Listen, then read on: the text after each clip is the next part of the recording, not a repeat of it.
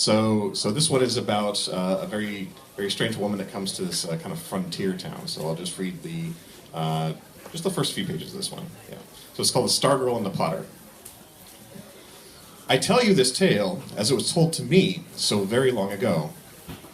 She appeared one day in the town. Nobody knew where she had come from, or who her family might be, or what she was called, or why her skin glowed ever so slightly with a sparkling luminescence. Nobody saw her enter the town from the main road, or alight from a carriage, or dismount from the back of a horse. One moment she was not there, and the next she was. Although she had a laugh that filled the air with musicality, she did not speak. The young men of the town, desperate to learn her name, would chat for hours just to entice a single syllable from her lips. But apart from that mellifluous, mirthful sound, no utterance was forthcoming. It was clear that she was exceedingly intelligent.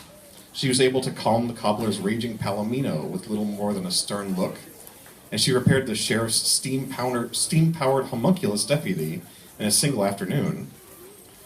And she was sociable enough with anyone who happened to cross her path, but she never said a word. After some time, most came to the conclusion that she simply did not wish to. She kept her thoughts and opinions and explanations, including her identity, to herself. And so the townspeople collectively named her the Stargirl. She set up shop in the vacant storefront two doors down from the general store and sold intricately crafted clockwork devices, delicate little things that danced or performed acrobatic maneuvers or climbed up the wall without any apparent effort.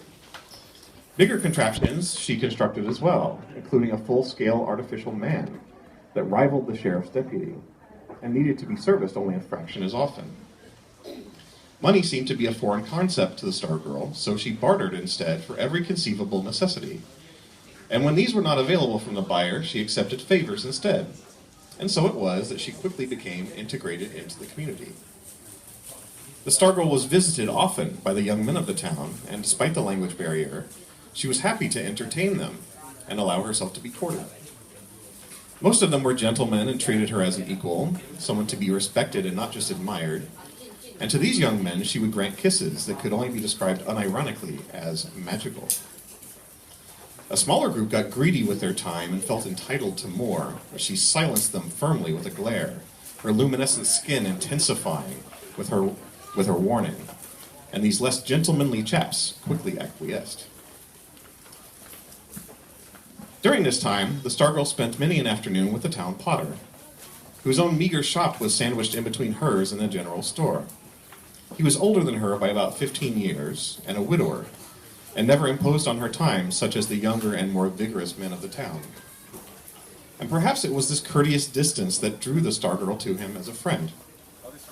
He was an oasis of serenity in the small town, a man of few words himself, content to mold and form the rich clay from the nearby hills into his creations, which he then fired in his homemade kiln out back.